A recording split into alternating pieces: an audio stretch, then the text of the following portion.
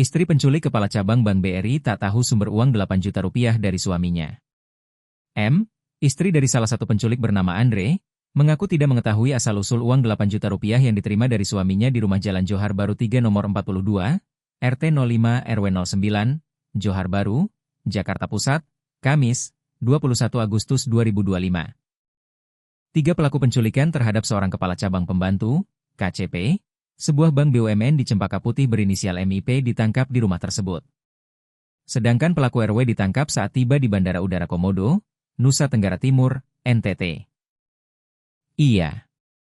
Entah itu dapatnya dari peristiwa itu, penculikan, atau bukan, masih simpang siur. Intinya istrinya nggak tahu sumber dana. Biar polisi saja, ungkap Ketua RW 09 Johar Baru, Rizal, saat ditemui kompas.com, Sabtu, 23 Agustus 2025. Menerima uang 8 juta rupiah saat Andre baru saja tiba di rumah tersebut pada Kamis pagi. Ia hanya menerimanya saja, sedangkan Andre pun tidur. Iya, katanya debt collector. Terakhir saja dia dapat uang itu. Pagi-pagi pulang itu kejadian. Dapat uang 8 juta rupiah, katanya gitu.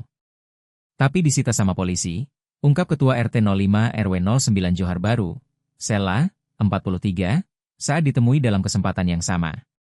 Sela menceritakan bahwa polisi sempat datang 2 kali ke rumah tersebut, sekitar pukul 10 WIB dan pukul 14 waktu Indonesia Barat. Pada kedatangan pertama, ia tidak mengetahui adanya penangkapan. Polisi langsung menggerebek rumah itu dan menangkap 3 pelaku. Sela baru mengetahui peristiwa tersebut dari tetangganya. Kemudian, sekitar pukul 14 WIB, polisi kembali datang dan kali ini meminta Sela untuk mendampingi atau menyaksikan prosesnya. Pada kedatangan kedua inilah Sela sempat berbincang dengan istri salah satu pelaku. Download Tribun X sekarang, menghadirkan lokal menjadi Indonesia.